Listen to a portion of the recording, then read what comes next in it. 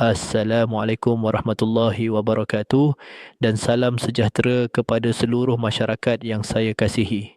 Saya, Pengetua AI, ingin menyampaikan satu pesanan yang sangat dekat dengan kehidupan kita semua dengan tajuk Hidup Makin Tenang Bila Kita Memaafkan. Hadirin yang dihormati, dalam perjalanan hidup ini tidak ada seorang pun yang terlepas daripada disakiti.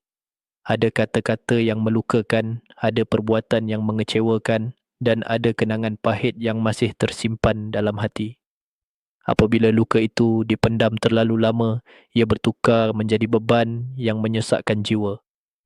Ramai yang menyangka memaafkan bererti kita kalah, lemah atau merendahkan maruah diri.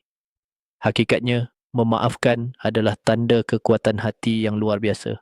Orang yang mampu memaafkan bukan kerana dia lupa, tetapi kerana dia memilih untuk tidak terus hidup dalam kesakitan.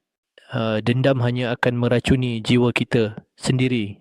Ia mencuri ketenangan, merosakkan emosi dan menjadikan hidup sentiasa resah. Selagi kita menggenggam kemarahan, selagi itulah hati kita terpenjara. Tetapi apabila kita melepaskan, hati menjadi lapang, fikiran menjadi tenang dan hidup terasa lebih ringan. Memaafkan bukan bermaksud membenarkan kesalahan, tetapi membebaskan diri daripada beban emosi yang berat.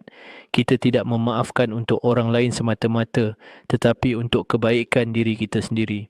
Apabila hati tenang, kita mampu berfikir dengan lebih waras dan melangkah ke hadapan dengan lebih yakin. Belajarlah untuk memaafkan walaupun sukar. Mulakan dengan niat, kemudian dengan doa.